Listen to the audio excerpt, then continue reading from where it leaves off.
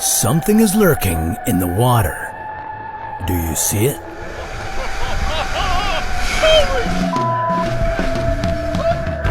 Close calls like this happen with whales more often than you might expect.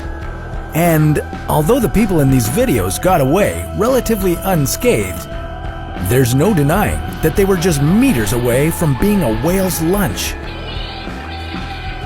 But what would happen if they hadn't been so lucky? Could a human body survive being swallowed by a whale? Has it ever happened before?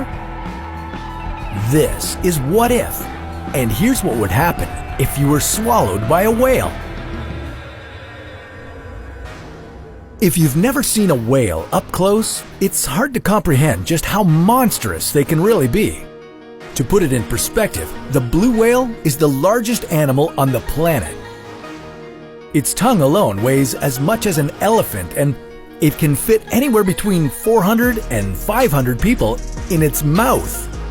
But we wouldn't have to worry about one of these guys swallowing us anytime soon, because their anatomy makes it nearly impossible.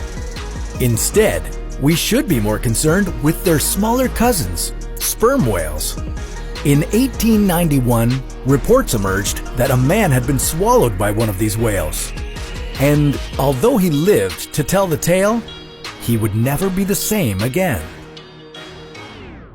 According to the story, James Bartley was swallowed when a whale attacked his ship, and he wasn't retrieved until the following day.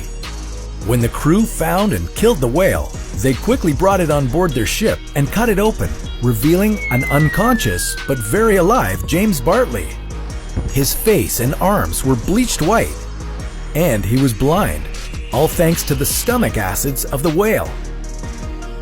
However, as the years went by, people started poking holes in this story and questioned whether James had really been swallowed by a whale. I mean, wouldn't the stomach acids do more damage than just bleaching his skin? Well, with the power of science, we took a closer look, and we quickly discovered that if you get swallowed by a whale, coming back out with shiny white skin would be the least of your worries. Okay, so the first thing you'd have to worry about once you were swallowed would be getting shredded to pieces by the sperm whale's impressive set of teeth. Each tooth is approximately 20 centimeters long. That's about the length of an average chef knife, and whales have anywhere from 40 to 50 of these. Let's say you're lucky enough to make it past all of them. Next, you'd begin your descent down the throat. Not only would it be dark and slimy down here, but you'd also find it hard to breathe due to the lack of oxygen and an increase in methane gas. As the whale's throat muscles constricted in and out to help force you down, you'd also start to feel hydrochloric acid beginning to eat away at your skin. I know what you're thinking. We just got into this whale and James Bartley's story already seems pretty fishy. Well, you're not wrong, but what would be the fun in stopping now? So next, you'd be dropped into the first and largest of the whale's 4 stomachs. You'd probably be in there for a while, but on the bright side, you might have some light in the form of a bioluminescent squid or two being noshed on after your arrival. Sperm whales love neon flying squid. You'd better enjoy this brief light show because after this, you'd just be tossed from one stomach to the next, with the acids breaking down almost all of your body until you're just a bunch of bones being unceremoniously ejected from the whale's anus.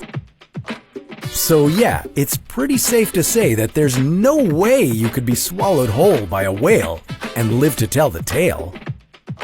Sorry, James, you may have been able to fool people in the 1890s, but we're on to you now. As vast as they are and as monstrous as they might seem to us, whales actually have no interest in eating humans. And if they could talk, they would probably make a point of telling us that.